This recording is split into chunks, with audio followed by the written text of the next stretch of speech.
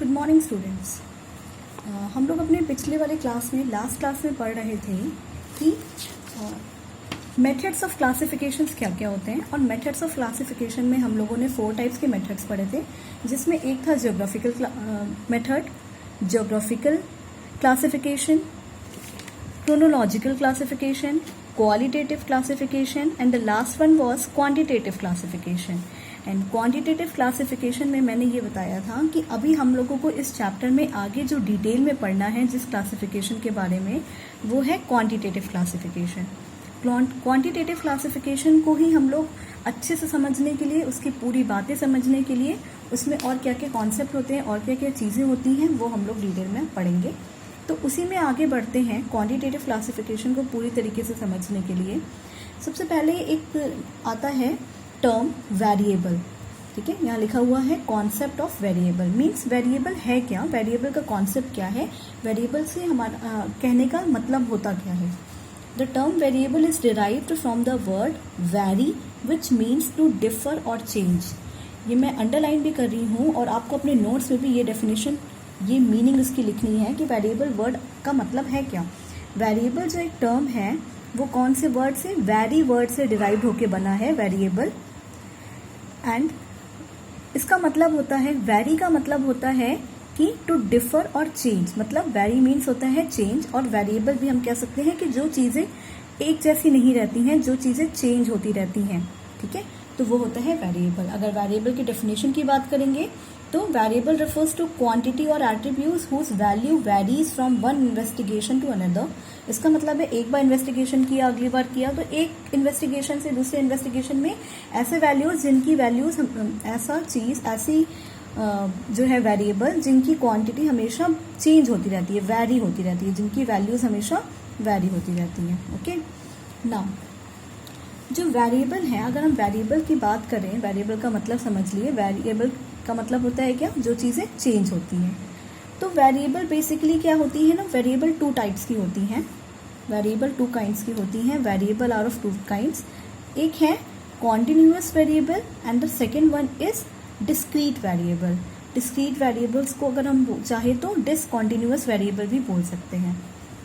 Continuous variable, discrete variable, मतलब variable 2 types के हैं। कौन कौन से हैं, continuous variable and discrete variable.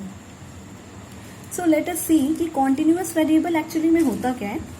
Continuous variable वो वेरिएबल्स होते हैं ना विच आर, ऐसे variables which are capable of taking only, see which can take all the possible values. All the possible values का मतलब होता है चाहे वो इंटीग्रल वैल्यू हो या फ्रैक्शनल वैल्यू हो, किसी भी स्पेसिफिक रेंज या टर्म में। देखो, कॉन्टिन्यूअस वेरिएबल हम उन वेरिएबल्स को बोलते हैं जिसमें हम जितने भी पॉसिबल वैल्यूज होते हैं उनको हम ले सकते हैं। वो पॉसिबल वैल्यूज का मतलब होता है चाहे वो वैल्यूज जो हैं पूरे होल में लिखे हो या फ्रैक्शन में लिखे हो या पार्ट्स में लिखे हो। इसको और अच्छे से समझने के लिए इसका एक एग्जाम्पल देते हैं कि ऐसे वैल्यूज जिसे हम मेजर कर सके, यानी कि वो values which can be measurable. Okay, ऐसे वैल्यूज जिसे हम मेजर कर सकते हैं उसे बोला जाता है कॉन्टिन्यूअस वेरिएबल।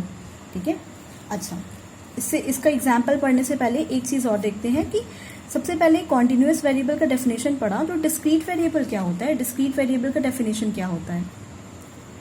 डिस्क्रीट वेरिएबल में लिखा हुआ है कि discrete variable are capable of taking only exact value and not fractional values। उसे हम बोलते हैं discrete variables। discrete variable उन variables को बोला जाता है जिसमें सिर्फ और सिर्फ exact value को ली जाती है और किसी भी fractional value को नहीं ली जाती है। इसका मतलब है ऐसे variables हम जिसको exactly count कर सकते हैं, मतलब ऐसे वेरिएबल्स विच आर काउंटेबल, वो होता है क्या, डिस्क्रीट वेरिएबल। अब इसका मतलब समझने के लिए भी एक एग्जांपल देखते हैं कि डिस्क्रीट वेरिएबल को बोल क्या रहा है। देखो, डिस्क्रीट वेरिएबल वो तरीके के वेरिएबल्स होते हैं जिन्हें हम एग्जैक्टली काउंट कर सकते हैं, गिन के बता सकते हैं कि वो कितने हैं ना। जैसे कि नंबर ऑफ वर्कर्स कितने हैं हम काउंट करके बता सकते हैं ना, 5 वर्कर्स हैं, 6 वर्कर्स हैं, 10 वर्कर्स हैं। या हम कह सकते हैं कि number of student in a class कितने हैं, तो इसमें भी हम बता सकते हैं ये तो 30 स्टूडेंट होंगे, 40 स्टूडेंट, 45 स्टूडेंट्स, तो इनकी हमें एग्जैक्ट फिगर पता चल सकती है। फ्रैक्शनल फिगर हमें यहाँ पे काम नहीं है। ऐसा नहीं हो सकता है कभी भी कि किसी क्लास में जो है 40.5 स्टूडेंट है, 40.5 स्टूडेंट कभी पॉसिबल है? बिल्कुल नहीं पॉसिबल है। तो यहाँ पे एग्जैक्ट फिगर पता चल रही है तो वो डिस्क्रीट वेरिएबल हो गया। अगर हमें इसके एग्जाम्पल समझ में आए कि data is obtain bye counting, discrete variable में डेटा कैसे ऑब्टेन किए जाते हैं? काउंटिंग से, यानी कि उसके जो एग्जैक्ट फिगर होते हैं सिर्फ वही होते हैं डिस्क्रीट वेरिएबल्स में। But in the continuous variables data जो है उन्हें हम मेजर कर सकते हैं और उसके ज़रूरी नहीं है कि एग्जैक्ट फिगर ही हो, इसमें ऑल पॉसिबल वैल्यूज होती है। ऑल पॉसिबल वैल्यू का ये मतलब है कि हो सकता हो वैल्यूज जो है वो फ्रैक्शन में भी हो, जैसे कि अगर आपकी एग्जाम्पल के तौर पे आपकी अगर हाइट की बात की जाए या आपके वेट की बात की जाए, किसी इंडिविजुअल पर्सन के वेट की बात की जाए, तो ज़रूरी है क्या कि कोई पर्सन जो है वो 40 kg का ही होगा? ऐसा भी तो हो सकता है वो 40.5 kg का हो सकता है या 53.2 kg का भी हो सकता है। इस तरीके से भी पॉसिबल है वैल्यूज लिखना। तो यानी कि फ्रैक्शन में फिगर्स आ रहे हैं या इंटीग्रल फिगर्स आ रहे हैं, एग्जैक्ट फिगर जरूरी नहीं है हो, तो वो सारी चीजें होती हैं क्या? Continuous variable. इसलिए यहाँ लिखा हुआ है कि इसमें डेटा जो है वो कैसे मेजरमेंट करके निकाला जाता है, बट डिस्क्रीट सीरीज में डेटा को काउंट करके निकाला जाता है। ओके, आई होप ये समझ में आया हो डिस्क्रीट सीरीज और डिस्क्रीट वेरिएबल और कॉन्टिन्यूअस वेरिएबल में क्या डिफरेंस होता है। सिंपल है, ऐसे याद कर सकते हैं कि इसमें हम डेटा को कैसे करते हैं? मेजर करके निकालते हैं और इसमें हम डेटा को काउंट करके निकालते हैं। यहाँ पे एग्जैक्ट फिगर होता है बट कॉन्टिन्यूअस में एग्जैक्ट नहीं, फ्रैक्शनल भी होता है। ओके, एग्जैक्ट एंड फ्रैक्शनल दोनों फिगर्स होते हैं। ठीक है, ये होता है कॉन्टिन्यूअस वेरिएबल। ओके, फिर बढ़ते हैं अपने नेक्स्ट वाले टॉपिक पे, और उससे वहां पे आने से पहले ये देखते हैं कि आपकी जो बुक है, बुक में आपके chapter number 4 organisation of data में ये दिया हुआ है कि discrete variables and continuous variable के बीच में डिफरेंसेस क्या है। अगर हम जब भी डिफरेंसेस पढ़ेंगे तो क्या करेंगे कि उनको हम हमेशा ही बेसिस के अकॉर्डिंग पढ़ेंगे। जो डिफरेंसेस हैं उनके बेसिस के अकॉर्डिंग, जैसे कि बेसिस फर्स्ट मीनिंग लिखी हुई है, तो पहला डिफरेंस हम मीनिंग के बारे में बताएंगे, चेंज इन वैल्यूज के बारे में, फिर डेटा कलेक्शन के बारे में, फिर उसके एग्जाम्पल्स देंगे। तो हम हमेशा बेसिस लिख के ही डिफरेंसेस बताएंगे। आपके बुक में ये डिफरेंसेस मेंशन है, इसको जो है अपने आप से बुक से एक बार स्टडी करिएगा, एक बार रीड करिएगा कि होते क्या हैं। ठीक है, अब जब हम लोगों ने क्वांटिटेटिव जो है मेथड शुरू किया है, जब से हम लोग ने क्वांटिटेटिव मेथड में, ये मेथड जो हम लोग ने शुरू किया क्वांटिटेटिव मेथड में, तो इस मेथड के बाद जो हम लोग यहाँ वेरिएबल्स पढ़ रहे हैं, कॉन्टिन्यूअस और डिस्क्रीट वेरिएबल के बारे में पढ़ा। अभी हम लोग एक नेक्स्ट टॉपिक पढ़ेंगे जहाँ फ्रीक्वेंसी लिखी हुई है। इनमें क्या है कि यहाँ से आपका जो है न्यूमेरिकल पोर्शन या तो प्रैक्टिकल हम कह सकते हैं, प्रैक्टिकल पोर्शन स्टैटिस्टिक्स का स्टार्ट हो रहा है। अभी तक स्टैटिस्टिक्स में जितने भी पोर्शन पढ़े थे वो हमारे थ्योरेटिकल पोर्शन चल रहे थे। अब से हम प्रैक्टिकल पोर्शन के ऊपर की तरफ आगे बढ़ गए हैं और यहाँ पे हमें प्रैक्टिकल के बेसिस पे ही जो टर्म्स यूज करने हैं और जिनका मतलब पता होना चाहिए तभी हम उसको यूज कर पाएंगे, वो सारी चीजें हम लोग पढ़ रहे हैं। नेक्स्ट है फ्रीक्वेंसी। फ्रीक्वेंसी क्या होती है? फ्रीक्वेंसी का मतलब होता है कि कितने नंबर ऑफ टाइम्स कोई वैल्यूज अपीयर की हैं। देखो फ्रीक्वेंसी की डेफिनेशन क्या लिखी है कि frequency refers to the number of times a given value appears in a distribution. इसके कहने का मतलब है कि जितने नंबर ऑफ टाइम कोई वैल्यू कितनी बार रिपीटिशन उसकी हो रही, किसी वैल्यूज की कितने बार रिपीटिशन हो रही है, वही रिपीटिशन उसकी फ्रीक्वेंसी बन जाती है। जैसे कि अगर मैं पूछूंगी कि क्लास में जो है 10 मार्क्स जो हैं वो टोटल कितने बच्चों के आए हैं। अगर क्लास में टोटल नंबर ऑफ स्टूडेंट्स 20 हैं, 20 स्टूडेंट्स क्लास में किसी क्लास में बैठे हुए हैं और उस 20 स्टूडेंट्स में से 5 स्टूडेंट्स ने 10 मार्क्स स्कोर किया, ठीक है, और मार्क्स जो है 5 मार्क्स कितने स्टूडेंट्स ने स्कोर किया? 3 स्टूडेंट्स ऐसे थे जिनके 5 मार्क्स आए थे। तो 10 मार्क्स की फ्रीक्वेंसी क्या होगी? 5। और 5 मार्क्स की फ्रीक्वेंसी होगी 3, यानी कि 10 नंबर लाने वाले बच्चे कितने हैं, 5 बच्चे हैं, यानी 5 फ्रीक्वेंसी। मतलब कि अगर हम इसको इस तरीके को डेटा को अगर हम ऐसे लिखे होते हैं कि फॉर एग्जांपल ऐसे हम पढ़े होते हैं कि 10 मार्क्स आए हैं, बताओ आपके कितने कितने मार्क्स आए, तो कुछ बच्चे बोलते हैं मेरे 3 मार्क्स आए हैं, कुछ बोलते 4 मार्क्स आए हैं, कुछ बोलते 5 मार्क्स आए हैं, कुछ बच्चे बोलते 10 आए हैं। उसी तरीके से फिर 5 मार्क्स, 10 मार्क्स, 10 मार्क्स, 10 मार्क्स, ऐसे इसी तरीके से हम यहाँ पे 20 स्टूडेंट्स के बच्चों के मार्क्स जो है रिकॉर्ड करे होते हैं।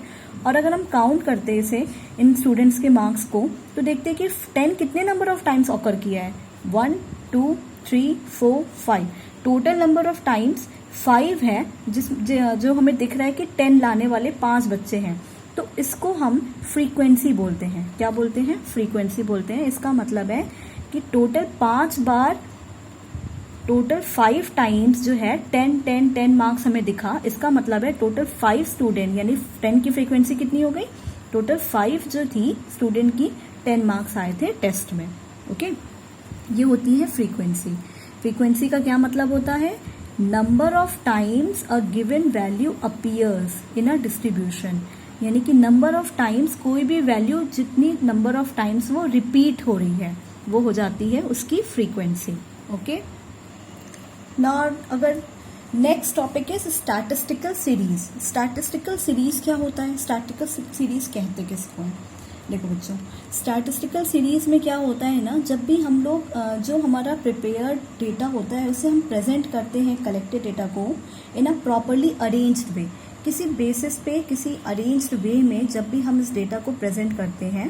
देखो यहाँ क्या लिखा हुआ है कि the arrangement of classified data in some logical order like according to size, according to time, according to some measurable और नॉन मेजरेबल कैरेक्टरिस्टिक्स, उसी को बोलते हैं क्या, स्टैटिस्टिकल सीरीज। मतलब हम कभी भी जब हम अपने कलेक्टेड डेटा को किसी ऑर्डर में किसी बेसिस पे अरेंज करके लिखते हैं, वही अरेंजमेंट को ही बोला जाता है क्या, स्टैटिस्टिकल सीरीज। स्टैटिस्टिकल सीरीज को बेसिकली 2 काइंड्स में डिवाइड किया जाता है, 2 टाइप्स में। एक होता है on the basis of characteristics, मतलब स्टैटिस्टिकल सीरीज को हम या तो उसकी कैरेक्टरिस्टिक्स के बेसिस पे डिवाइड करते हैं, या हम स्टैटिस्टिकल सीरीज को उनके कंस्ट्रक्शन के बेसिस पे डिवाइड करते हैं। ओके, लेट्स सी कि अगर हम स्टैटिस्टिकल सीरीज को, देखो यहाँ पे, अगर हम स्टैटिस्टिकल सीरीज को उनके कैरेक्टरिस्टिक्स के बेसिस पे डिवाइड करेंगे, इसका क्या मतलब होता है, इसका मतलब होता है कि किस कैरेक्टर बेसिस का है। जैसे कि हम लोगों ने पहले भी पढ़ा था, उसमें होते हैं टाइम सीरीज, स्पेशियल सीरीज और कंडीशनल सीरीज। ठीक है, कैरेक्टरिस्टिक्स के बेसिस पे स्टैटिस्टिकल सीरीज 3 पार्ट में डिवाइड होता है। कौन कौन से 3 पार्ट है, एक होता है टाइम सीरीज। टाइम सीरीज का मतलब है कि जो टाइम के बेसिस पे सीरीज को डिवाइड करके लिखा जाए। दूसरा है स्पेशियल सीरीज, जो कि हम लोग ये सब पीछे भी पढ़े हैं कि जो लोकेशन या रीजन के बेसिस पे हो, दिल्ली में क्या है, मुंबई में क्या है, अलग अलग लोकेशन के बेसिस पे जब हम लोग इन्फॉर्मेशन लिखते हैं कलेक्टेड डेटा को। या है थर्ड वाला कंडीशन सीरीज। कंडीशन सीरीज में उसके कंडीशन के बेसिस पे, जैसे मैंने कंडीशन एक लगा दी कि जिन बच्चों के जो हैं 50+ मार्क्स आए हैं वो एक जगह पे अलग लाइन बना ले, और जिन बच्चों के जो हैं 20+ मार्क्स आए हैं वो अलग जगह पे लाइन बना ले। या हम कह सकते हैं यहाँ पे 50 की जगह यहाँ 20 की जगह 80 ले लेते हैं। जिनके 50+ मार्क्स हैं वो अलग से एक लाइन पे खड़े हो जाएं, जिनके 80+ हैं वो अलग से एक जगह पे लाइन पे लगा के खड़े हो जाएं। या इस तरीके से मेरे कहने का ये मतलब है कि कंडीशन दे देते हैं। या हम बोल सकते हैं जितने बच्चे कॉमर्स स्ट्रीम के हैं वो जो है रूम नंबर 10 में जाके बैठ जाएंगे, और जितने बच्चे जो है साइंस स्ट्रीम के हैं वो रूम नंबर 11 में जाके बैठ जाएंगे। तो हमने कंडीशन लगा दी। उसी तरीके से जब भी कोई कंडीशनल सीरीज होती है उसके अंदर एक कंडीशन दी है, उसके अकॉर्डिंग हम लोग कलेक्टेड डेटा को या इन्फॉर्मेशन को लिख के दिखाते हैं। ये होता है क्या, कंडीशनल सीरीज। इसके बाद हमारा नेक्स्ट टॉपिक है कि ये तो हो गया on the basis of characteristics.